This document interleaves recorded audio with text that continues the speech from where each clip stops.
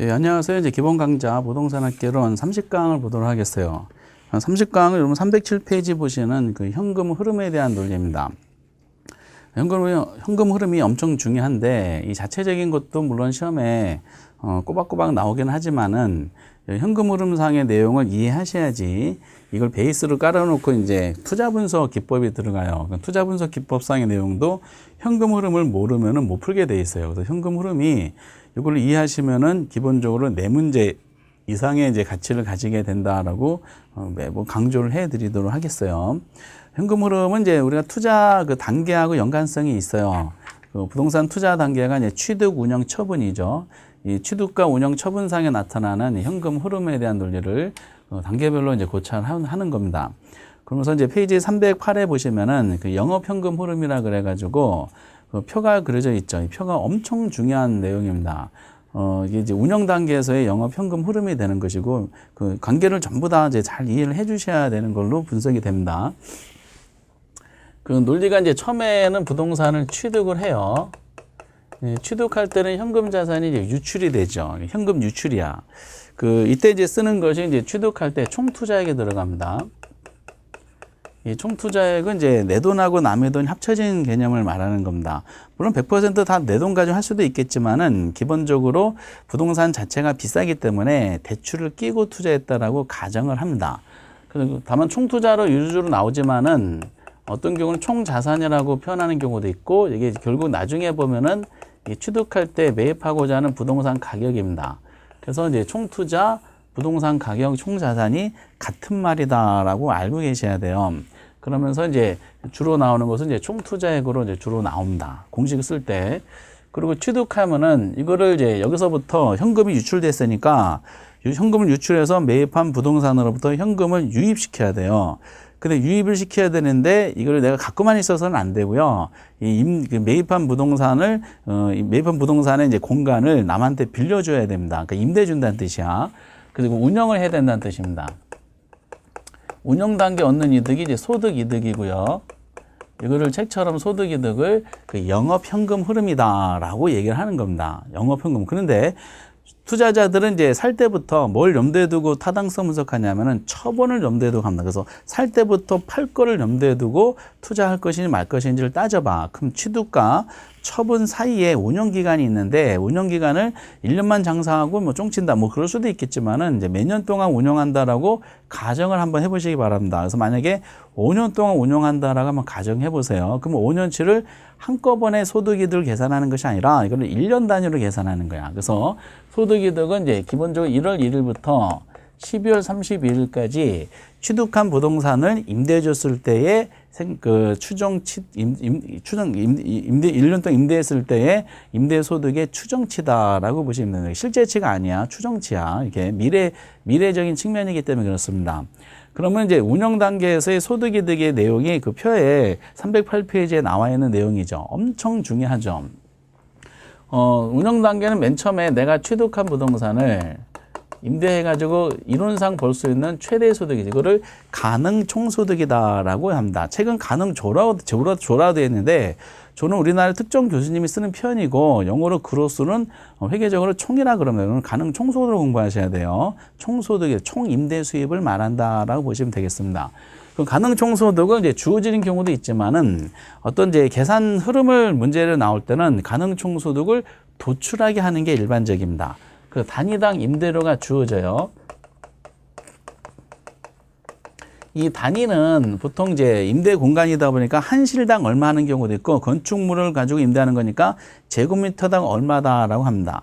그래서 뭐 예를 들어 제곱미터를 한번 볼까요? 제곱미터는 만약에 100만 원이다. 단위당 임대료가 100만 원이다 하면은 이게 이제 자료로 주어져요. 제곱미터당 100만 원이다. 여기다 곱하기 임대 단위수를 합니다. 임대 단위수는 건축 연면적이 주어져요. 건축 연면적이 만약 1000제곱미터다. 그럼 이제 요게 기억으로 주어지고 이게 니은으로 데이터가 나오면은 이 두 개를 곱하는 거야. 곱하면은 가능 총소득이 등장하고요. 그러면은 이제 이제 100만 원 곱하기 이제 1000제곱미터 하면 100만, 1000만, 억, 100만, 1000만, 억, 10억이죠. 그러니까 10억이라는 추정치를 계산을 해 보셔야 되는 거죠. 이렇게. 그렇죠. 이런 내용이 가능 총소득이야. 근데 이거는 이론상 벌 수 있는 최대 소득이지 1년 동안에 추정치를 가정할 때 이걸 다 벌 수 있느냐? 그렇지는 않죠. 건물에 들어가면 1년 동안에 이제 빈 사무실이 생기는 경우가 있잖아요. 지역별로. 이걸 공실이라 그러죠. 그래서 가능 총소득에서 공실을 뺍니다. 그리고 이제 이거는 임차인을 확보하지 못해서 발생된 임대 공간의 로스 부분이고요. 그리고 이제 들어온 임차자들이 장사하는데 장사가 안 되는 경우에 임대를 못 내는 경우가 있어요. 어떤 법적 처리했음에도 불구하고 결국 임대를 못 받는 경우가 있을 수가 있습니다. 임대를 못 받는 경우를 우리가 대손이라 그래요. 이걸 채권 따지면 이제 불량부채가 되겠죠. 그러면 대손이 나타날 거를 미리 준비하는 겁니다. 그래서 대손 충당금이다라고 하고요. 또는 불량부채, 대손이 불량부채니까 불량부채 충당금이다라고 합니다. 근데 부동산 투자할 때는 이 대손에 대한 충당금을 거의 잡지는 않는 것 같아요. 왜냐하면은 우리는 부동산 관행이 임대할 때 관행이 임대 보증금을 주는 관행이 있어요. 임대 보증금이 이 대손에 대한 충당금 역할을 하고 있습니다. 그래서 어쨌든 이제 공실하고 대손 충당금을 공제를 합니다. 자료가 주어져요. 예를 들어서 공실률은 가능 총소득의 10%다. 만약 이렇게 주어진다. 그럼 가능 총소득을 구해야지 이 데이터를 구할 수가 있어요. 가능 총소득이 10억이 나왔으니까 거기 10%면은 1억 원을 이제 빼는 겁니다. 이렇게. 그리고 이제 또 하나가 여기다 기타 수입을 더해줘요. 기타 수입보다도 요즘에는 영업의 수입이란 말을 많이 씁니다. 그러니까 이거는 임대 공간 이외에 발생되는 수입을 말하죠. 그래서 건물주가 거기 자판기 설치해서 임차자들이 자판기 이용했을 때 발생된 수입, 주차장 수입 뭐 이런 것들이 해당이 되죠. 임대 공간 이외의 수입, 그래서 영업의 수입 또는 기타 수입이라 그럽니다. 이걸 그냥 없다라고 한번 가정해 볼게요. 그러면은 이제 가능 총소득에서 공실과 기타 수입을 빼고 더해주면은 실질적인 총소득인 유효 총소득이 나옵니다. 그럼 공실이 10%고 기타 수입 없다라고 이제 가정했기 때문에 요거는 유효 총소득은 9억이 이제 도출이 된다라고 계산을 하셔야 돼. 그러고 나서 장사하다 보면 영업하다 보면 많은 경비가 들어요. 뭐 보험료라든지 세금이라든지 이런 경비가 많이 듭니다. 그래서 영업 경비를 공제해 줘야 돼. 영업 경비가 엄청 중요합니다. 우리가 첫 번째로 중요한 내용이 영업 경비가 나왔어요. 영업 경비는 이제 별도로 한번 논해 보도록 하고, 영업 경비가 만약에 유효 총소득에 40%다 대충 써볼게요. 40%다 나오면 이것도 마찬가지로 유효 총소득을 구할 수가 있으셔야지 데이터를 구할 수가 있어요. 그 위에서 순서대로 내려온 과정 중에 유효 총소득 9억이라고 나왔죠. 그럼 거기에 40%면은 4구 36이니까 3억 6천만 원이 경비다라고 하는 거죠. 그러면 영업 경비가 공제되면은 순수한 수익이 나옵니다. 순수한 수익, 순영업소득이다. 또는 이제 실무적으로 순수익이란 말을 많이 쓰죠. 순수익, 또는 배당전 소득 이렇게 얘기도 합니다. 그러면 이제 전체 9억, 유효 총소득 9억에서 경비가 3억 3천이면은, 얼마지? 5억 4천만 원인가요? 이 정도가 이제, 순수익이 나오는 거지. 그럼 여기까지가 가능 총소득에서 시작해가지고, 여기까지가 총투자에 가고, 비교하는 소득은 순영업소득까지야. 그래서 가능 총소, 유효총, 순영업소득 항상 총투자액과 비교하셔야 돼요. 총투자액. 그럼 결국 이제 순수익이 나왔어요. 그래서 최대 소득에서 공실 빼고 공통적인 비용인 투자자끼리 공통으로 부담하는 비용인 경비까지 다 공제하면은 순수익이 5억 4천만 원이 만약에 나왔다. 그럼 이거를 배당해야 돼. 그러니까 투자자끼리 이거를 순수익 가지고 나눠 먹는 겁니다. 투자자끼리. 근데 순수익을 나눠 먹어야 되는데 누가 먼저 배당받느냐면은 은행이 먼저 배당받아요. 은행이. 그래서 은행에 대한 저당 투자에 대한 몫이 있어요. 저당 투자자한테 지분 투자 돈을 빌리면은 계속 갚아 나가야 되잖아요. 만약에 원리금 균등 상환 방법으로 대출을 받았다. 그럼 갚아 나갈 때 뭐 한다? 원리금 균등 상환 방법 조건이야. 그럼 곱하기 저당 상수하면은 그래 저당 상환 한 적 있었죠? 그럼 매기간마다 갚아 나가야 될 원리금 상환액이 계산이 됩니다. 원리금 상환액을 뭐라 그러냐면 부채 서비스액이라 그럽니다. 이 부채 서비스액에 대한 구조는 이제 원금과 이자 합한 원리금 상환액을 말하는데, 요 부채 서비스액이라는 논리는 나중에 금융론에서 별도로 자세하게 논하게 돼 있어요. 이거 대출과 관련되는 거기 때문에 그렇습니다. 그럼 만약에 부채 서비스액은 대충 한 1억 4천만 원이다라고 한번 가정해 볼게요. 그러니까 이건 임의 숫자고요. 그러면은 은행 거 털어냈어요. 그러면 이제 순수익이 배당하기 전 소득인데 은행한테 배당해줬으면은 이제 나에 대한 배당이 나옵니다. 그럼 총투자에서 저당투자 공제했으면은 이제 지분투자 논리가 등장해요.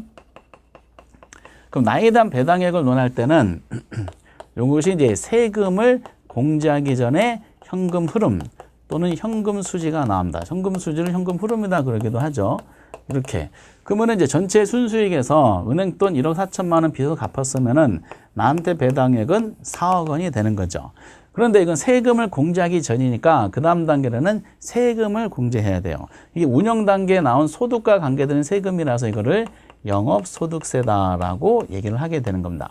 이 영업소득세 대빵 중요합니다. 그러니까 이제 우리가 현금 흐름 중에서 그 중간에 의미가 있는 건 영업 경비에 대한 부분이고 영업 소득세에 대한 부분이 중요해요. 그러면은 은행 그 세금까지 이제 소득세까지 털어내면은 세금이 다 끝났잖아. 세금을 공제한 다음에 현금 수지. 그래서 세후 현금 수지 또는 세후 현금 흐름이다라고 얘기합니다. 만약에 영업소득세 그냥 1억이라고 대충 잡아보면은 결과적으로 총 10억으로 출발했던 돈이 수익이 결국 지분투자자 본인이 손아귀에 최종적으로 주어지는 돈은 3억 원이 되죠. 이 3억 원은 마음대로 쓸 수 있다. 그래서 이 세후 소득을 가처분 소득이다라고 합니다. 그러면은 이 세전부터 있죠. 세금이 붙어 있는 것부터는 항상 무슨 투자랑 비교 대상이 돼야 돼? 지분 투자액과 비교 대상이 되는 소득이다라고 얘기하는 거죠. 그래서 이제 어떤 숫자적으로 제시하는 것은 문제를 많이 풀어보셔서 어떤 심리적인 저항감을 없애버리셔야 돼요. 이거를 숫자가 나오면 무조건 안 한다 그러면 현장에서 이 현금 흐름을 말로 나오면 모르겠지만은 박스 안에 이제 숫자 집어넣어서 마지막에 세후까지 도출되는 거를 구하라 하면은 이거를 건드리지 못합니다. 그래서 이제 평소에 자신감을 가지고 현금 흐름까지는 한번 꼭 정리를 한번 해주시는 게 의미가 강해요. 그래서 이제 우리가 이제 이런 예제들은 뭐 이렇게 하나의 문제를 많이 보시면서 나오는 거기 때문에 지워버리고 이렇게 구한다는 거를 예시한 겁니다. 그러면은 이제 순영업 소득까지는 이제 총투자 논리고요. 총투자 논리고 그리고 이제 세전부터는 이제 지분 투자 논리라는 것이 흐름상 확인이 됐어요. 이걸 정리하실 때는 먼저 소득부터 잡으셔야 돼요. 가이순전후라고 많이 합니다.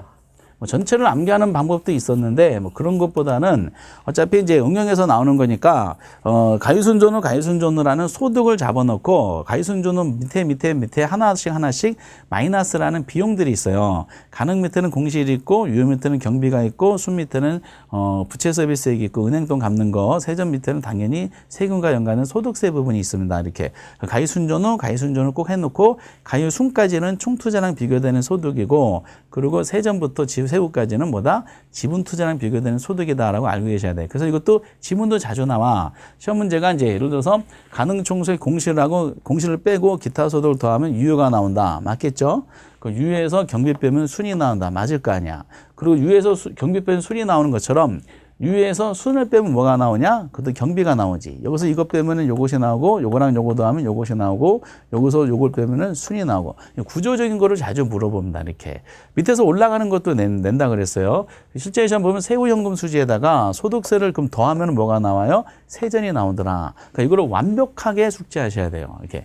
엄청 중요합니다. 이렇게. 완벽하게. 그러면서 이제 이 안에 있는 거를 이제 세부적으로 한번 논해보도록 하는데 그 안에 있는 것 중에 이제 부채 서비스액이야. 어차피 금융론에서 자세하게 다룬다 그랬고요. 여기서는 원리금 상환액이다라는 것만 아시면 돼요. 저당에 대한 배당액이다. 공실은 주어져요. 숫자가 주어지고 그럼 경비하고 소득세입니다. 그래서 오른쪽에 이제 309페이지에 영업경비 파트가 나와 있어요. 그러면 영업경비를 논하실 때는요. 영업경비 논하실 때는 영업경비에 포함하지 않는 거를 꼭 알고 계셔야 돼. 영업경비에 포함하는 거, 이거를 이제 포함하는 거하고 포함하지 않는 거. 그럼 포함하지 않는 걸 알면은 나머지 포함된다고 정리하시면 됩니다. 아, 그리고 이거 하기 전에 그 다음에 이제 흐름문부터 한번 잡아볼게요. 그러면 몇 년 동안 운영하다가 투자자는 투자 분석할 때 마지막에 처분까지도 고려하겠지. 처분 시에 나오는 것이 자본 이득에 대한 논리고요. 요거를 같은 말로 뭐라 그러냐면은 매각 현금 흐름이다라고 합니다. 그러니까 소득이득은 영업 현금 흐름이야. 얘는 운용하는 거 영업 현금 흐름이고, 그리고 자본 이득은 매각 현금 흐름입니다. 처분 시에 딱 한 번 하겠죠. 기간 말에 딱 한 번 하게 될 거야. 그러면 이제 매각 현금 흐름에 대한 논리는 어디 어디 표시되어 있냐면은 311페이지에 그 표로 정리가 돼 있어요. 표 안에 있는 것만 잘 보시면 되는데, 그럼 취득한 거를 나중에 뭐 하겠어요? 팔겠지. 팔면은 매도 가격이 나옵니다. 그 매도할 때 경비가 들 거 아니야. 그럼 당연히 매도 비용을 뺍니다. 현금 작년 거 특히 풀면 참 좋아요. 29회 때. 그 매도 가격에다 매도 경비 빼면은 얘는 순수한 매도액이 나와요. 순 매도액이 도출합니다. 그런데 이제 기간 중에 지분 투자자가 저당한테 대출 받아서 부동산을 살려 그래요. 그럼 대출 기간이 만약에 20년이다 하면 가정해 볼게요. 20년 동안에. 그런데 20년 동안에 계속 원리금을 갚아 나가야 돼요. 근데 지분 투자자는 대출기간이 20년이라 그래서 보유기간도 20년 잡지는 않습니다. 중간에 쫑친다고 가정하니까 아까 보유기간은 3년, 5년이라고 가정했죠? 그 20년 중에서 5년 동안 갚았을 거 아니야. 그래서 원리금상 원금으로 갚았죠? 나머지 뭐가 남았어? 15년치가 남았어요. 15년치. 그 15년치를 언제 갚느냐? 처분할 때 한꺼번에 갚아요. 그래서 순 매도액까지 나온 다음에 이건 저당에 대한 몫으로 이때 갚지 않은 돈을 여기서 한꺼번에 갚습니다. 이거를 미상한 저당 잔금이다 그럽니다. 그럼 은행돈 털어냈죠, 완전히. 그럼 이제 누구 돈이냐? 내 돈만 남았어요. 내가 투자한 돈이 다시 돌아와요. 그래서 뭐라고 쓸까 봤더니 내가 지분 투자한 돈 있죠? 이 지분 투자액이 다시 돌아온다 그래서 지분 복귀액이다라고 그럽니다. 지분 투자 복귀액인데 지분 복귀액이라 그래. 그런데 지분 복귀액인데 이것이 세금을 공제하기 위해 지분 복귀액이라고 해서 세전 지분 복귀액이다라고 얘기를 합니다. 그러고 나서 여기다가 이제 세전이니까 세금을 빼야 되잖아. 그러면 처분 시에 부과되는 세금이 양도소득세야. 양도소득세를 보통 투자 개념으로 캐피탈 게인 텍스라 그래서 자본이득세란 말을 많이 씁니다. 자본이득세가 세법 시험에 공부하시는 양도소득세다라고 보시면 돼요. 그리고 이제 그 다음에 나오는 것이 이제 세금까지 다 공제했으니까 세후 지분복귀액이 나오죠. 이 돈을 제가 마음대로 쓸 수가 있는 거야. 그래서 이 세후 개념이 두 개가 있죠. 운용 시의 세후 현금 수지랑 처분 시의 세후 지분복귀가 나와요. 근데 이제 우리가 투자로는 현금으로 논할 때 운용 단계 가이순전은 아주 디테일하게 잘 공부를 하셔야 돼요. 근데 처분 시에 나오는 요 내용은 요것만 잘 정리하시면 돼요. 사실상 순 매도액하고 세전 지분복귀액 사이에 미상한 저당 잔금이 있다라는 요 존재만 부각시켜서 잘 정리하시면 되실 것 같아요. 세부적으로 내지 않고 세부적인 저쪽에서 많이 나오기 때문에 그렇습니다. 그래 놓고 이제 우리가 말씀드렸던 영업 경비에 대한 항목을 논하도록 하겠어요. 영업 경비는 포함되는 거 말고 포함되지 않는 거를 한번 논했을 때 저 흐름대로 보시면 돼. 공실은 될 수가 없죠. 왜? 공실은 우에서 이미 공제한 거기 때문에 그래요. 그리고 대손충당금도 여기서 경비에 포함되는 게 아니야. 왜? 공실과 대손충당금은 우에서 이미 털어냈기 때문에 그렇습니다. 그리고 이제 세금과 관련된 취득세하고 등록세도 영업경비에 들어가는 게 아니죠. 당연히 세금 종료했을 때. 왜? 이거는 취득시에 부과되는 세금이잖아요. 취득시에. 그리고 이제 또 하나가 영업소득세도 포함되지 않죠. 영업소득세는 그 밑에서 부과되는 거기 때문에 그래요. 이거부터 했어야 되는데. 그리고 부채서비스액도 포함되지 않습니다. 순서로 해볼게요. 먼저 이제 부채서비스액도 포함되지 않아요. 영업경비. 이것도 자주 나오죠. 왜? 부채에서 포함되지 않는 것은 경비 다음에 밑에서 공제할 내용이기 때문에 그래요. 그리고 영업소득세 말씀드렸던 것도 맨 밑에서 공제하는 거기 때문에 경비에 포함되는 것이 아닙니다. 이렇게. 그리고 이제 자본이득세도 포함되는 게 아니야. 왜? 자본세는 언제 고려되는 거기 때문에 자본세는 처분 시에 고려되는 세금이기 때문에 그렇습니다. 그러면 현금으로가 관련되는 다 내용이야. 대신에 이제 취득 시 부과되는 세금과 처분 시에 부과되는 세금은 경비에 포함되지 않아요. 그러나 보유세는 포함이 돼. 재산세 같은 것은 당연히 운영 단계 때 부과되는 세금이기 때문에 재산세는 포함이 되는 겁니다. 대신에 이제 취득 단계상 처분 단계 세금은 포함되지 않는다라고 기억하시고, 그리고 이제 지금 이제 흐름 다 나왔죠. 공실 우회, 대손 우회. 그리고 취득동세, 취득 단계, 부채세 밑에 소득세, 이게 자본세 이거고. 그리고 이제 중요한 게 있어요. 건물의 감가상각비가 있어요. 이 건물의 감가상각비, 이 부분은 보통 이제 그 건물을 생략하고 그냥 감가상각비를 많이 내요. 근데 주의사항은 이런 비품에 대한 감가상각비는 경비에 들어가는데 임대수익을 창출하는 건물 자체의 감가상각비는 경업경비에 들어가는 것이 아니다라는 거 알아두셔야 됩니다. 회계랑 조금 차이가 있는 부분이고요. 여기까지가 주로 나오다가 최근에 나온 게 개인의 이제 소유자 봉급 같은 거.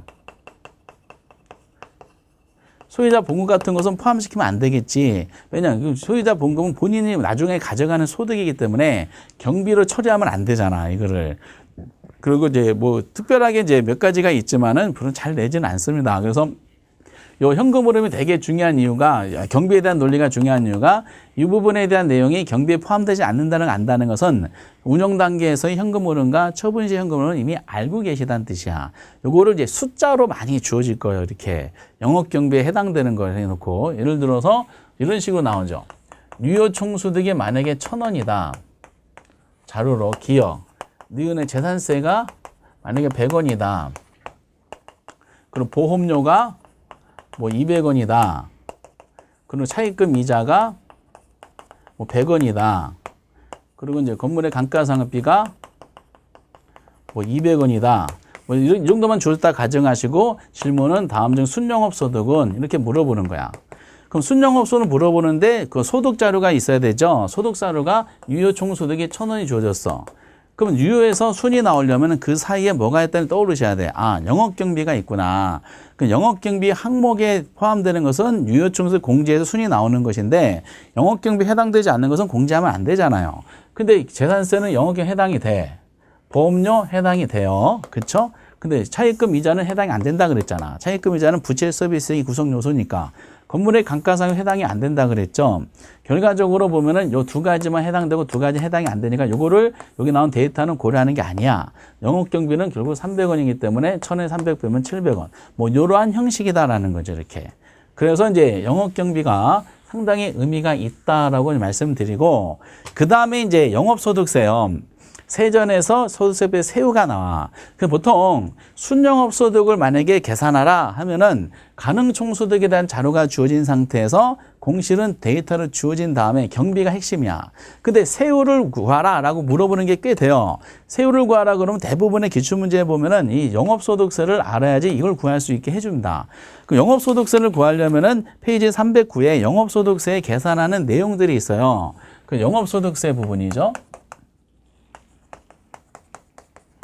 두 가지 방법이 있는데 어차피 결과는 똑같아요. 방법이 먼저 순영업소득으로 하는 게 있어요. 순영업 살려면 공식 우선 알아두셔야 돼. 그 대체충당금이라는 걸 더해줍니다. 순영업소득 주어지면은 대체충당금은 기간 중에 투입된 자본적 지출비야. 건물의 가치를 높이게 투입된 비용을 자본적 지출비라는데, 예를 들어서 건물에 리모델링 했어. 리모델링 했더니 10억짜리 부동산이 15억이 됐어요. 그러면 이거는 이 리모델링 들어간 비용은 건물 가치를 증가시킬 때 투입된 비용이다 보니까 가치 증식에 투입된 비용이다. 그래서 이거는 세금 계산할 때 가산 항목을 해주게 되는 겁니다. 가치를 높이는 거니까 뭐 그렇다고 보시면 돼요. 우리 시험에서는 대체충당금의 데이터가 나온 적은 없어요. 그리고 대체충당금에서 뭘 빼냐? 그 이자를 차입금 이자를 빼고요. 감가상각비를 뺍니다. 그러면은 이제 그 순정업보다 대체충당금 더하고 이자 빼고 차입금 이자야 빼고 감가상각비를 공제하면 이게 과세 대상 소득이 나와요. 이 과세 대상 소득이 세법 시간을 공부하시는 과표, 즉 과세 표준이 되는 거죠. 그러면 여기가 이제 순대이감이라고 보통 감기하거든요. 순대이감 하는데 이 순영업소득에서 얘네들을 고려해서 나온 게 세금이 아니라 과표야. 여기다가 세율을 영업소득세를 곱하면은 이게 말 그대로 영업소득세가 딱 나오게 되는 겁니다. 이렇게. 그럼 여기서 앞에 우리가 부동산 투자의 장점을 다시 돌아가 볼게요. 부동산 투자 장점을 들어가면서 논할 때 3대 장점이 있다 그랬죠. 단독으로 나오는 3대 장점. 지렛대 효과를 논했었어요. 그래서 지렛대 효과는 앞에서 계산으로 연습했고요. 그 다음에 이제 소득이득과 자본이득을 기대할 수 있다 그랬어요. 소득이득, 자본이득은 지금 저기서 현금으로 말씀드린 거예요. 그 세 번째가 절세 효과가 있다 그랬어요. 그래서 절세 효과는 앞에서는 뭐 어떤 부분에 절세 효과가 있다는 의미만 부여한다고 이해하시라 그랬는데 앞에서 절세 효과는 차입금 이자와 감가상각비의 절세 효과가 있다 그랬습니다. 그걸 이제 어디서 논하냐? 지금 여기서 논하는 겁니다. 그래서 이제 순영업 소득에다가 이자 감가상각비 공제해야 되잖아. 요 부분 있죠? 요게 많이 잡힐수록 좋겠지. 공제 항목이니까 이게 많이 잡힐수록 마이너스가 커지니까 과표가 작아져요. 과표가 작아지면은 소득세도 낮게 합니다. 요거를 고려하는 거. 이미 이자고 감가상각비는 지출된 비용인데 세금 계산할 때 다시 한번 공제 항목을 해준다는 뜻입니다. 그럼 요거를 우리가 절세 효과에 대한 구성 요소가 되는 겁니다. 이때 여기 등장하는 겁니다. 그리고 요것이 이제 주로 나와요. 그런데 오른쪽 보니까 세전 가지고 하는 경우도 있어요. 어느 것은 같은 값이 나오지만은 세전 현금 수령할 때는 대체 충당금을 똑같이 더해주는 것은 마찬가지고요. 차이는 여기다가 원금 상환액을 더해줘요. 더해주고 이제 감가상각비 공제하는 똑같고 과표량은 똑같고 세율 똑같고 소득세 똑같아. 다 똑같아. 근데 순영업소를 하면은 이자 지급액은 공제해 주는데 왜 원금 상환액은 더해 주느냐? 이건 세전을 하기 때문에 그래요. 왜냐하면 세금 계산하는 목적이야. 그럼 순영업소득에 세전이 나오려면 뭘 빼야 돼? 원리금 상환액을 빼야 되잖아. 그렇죠? 그럼 순영업을 할 때는 세금 계산할 때 이자를 공제해 줘야 되잖아. 그럼 세전으로 하면은 이자를 공제해 줘야 돼. 이미 원리금 상 뺐기 때문에 이자는 빼줬잖아. 그렇죠? 이미 이자는 빼줬는데 모두 같이 빼줬어. 원금 상환액도 같이 빼줬잖아요. 때문에 원금 상환액은 이자, 그 절세 효과를 구성하는 것이 아니기 때문에 이미 빼준 원금 상환을 다시 더해줘서 계산하는 겁니다. 이렇게. 그래서 이제 그런 같은 값이 나와. 여기는 순대이감이고 얘는 세대원감이다라고 합니다. 순대이감, 세대원감 해서 얘네도 동시에 과표를 계산한 다음에 세율을 곱하면 같은 값이 나옵니다. 요거는 이제 계산 문제로 많이 나오지만은 이거는 가로형 문제도 나올 수도 있는 여지가 있는 부분이다 보니까 순대이감과 세대원감 구성 요소 보신 다음에 이런 데 가로쳤을 때 여기 뭐가 들어가는지를 이제 확인하는 작업이 좀 필요하다라고 말씀을 드리겠어요. 그래서 영업소득세 부분하고 영업경비를 알아야지 궁극적으로 순영업소득이 얼마고 세후 현금 수지가 얼마라는 거를 판단할 수가 있게 문제가 등장하게 됩니다. 아주 이제 중요한 내용이에요. 그래서 거기에 이제 310페이지 보면 기출문제에 나온 예제가 있어요. 그 예제를 잠깐 한번 볼게요. 거기 보니까 세후 현금 흐름을 구하시오라 그랬어요. 그럼 마지막 단계를 물어본 거예요. 자료가 뭐부터 나왔냐면 가능 총소득부터 나왔죠. 요건 이제 다 지워보겠습니다. 가능 총소득이 지금 얼마가 제시해 줬냐면은 4,800만 원이 제시가 된 상태예요. 어떤 형식만 잘 보세요. 실제는 이제 데이터가 바뀌어서 나오니까. 근데 공실이 주어졌죠. 공실이 가능 총소득의 몇 프로다? 5%라 그랬어. 그럼 4,800만 원에 5%라는 거죠. 584, 5420이니까 이거는 한 220만 원이 나오나? 5840, 5420이니까 240만 원 빼네요. 공실이 240만 원이고 그럼 기타 소득이 있느냐? 기타 소득은 그 자료 중에 없잖아.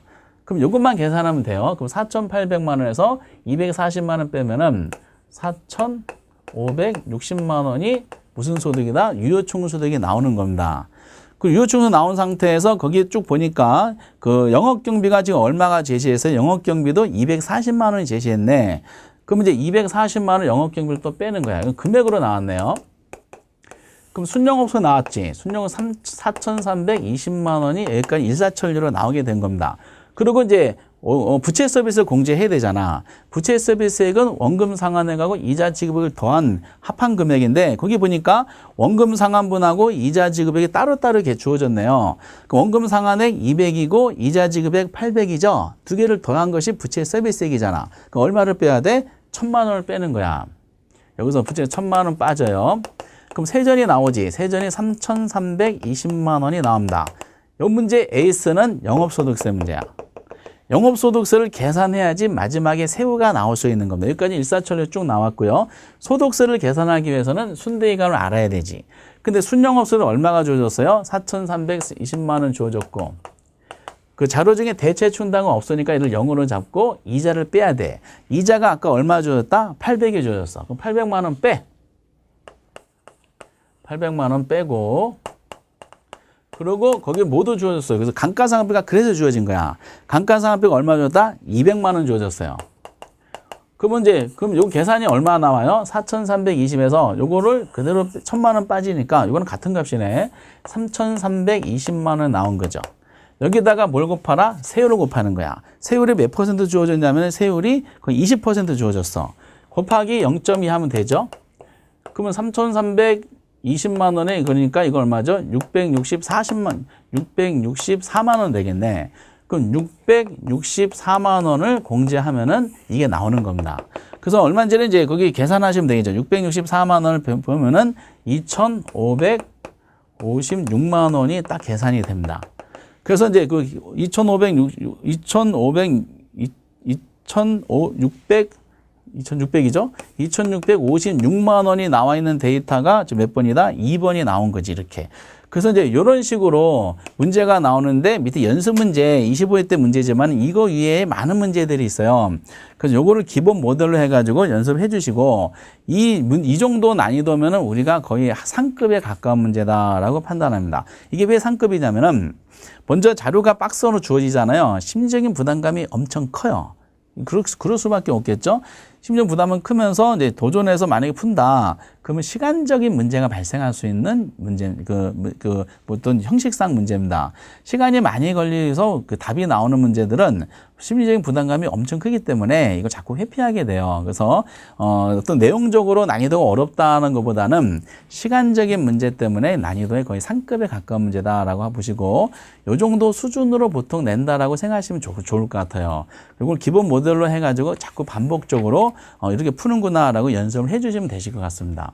그럼 여기까지가 현금 흐름에 대한 논리예요. 엄청 중요하고 그러면은 전 시간에 논했던 화폐 시장 가치 논리하고 그리고 이 현금 흐름 이 두 개를 결합을 해요. 이 두 개를 결합해서 투자를 할 것인지 말 것인지 타당성 분석하는 부동산 투자 분석 기법이라는 게 있습니다. 그 부동산 투자 분석 기법이 이제 313페이지부터 쭉 나오는데 313페이지부터 314페이지 중간까지는 안 보셔도 되고요.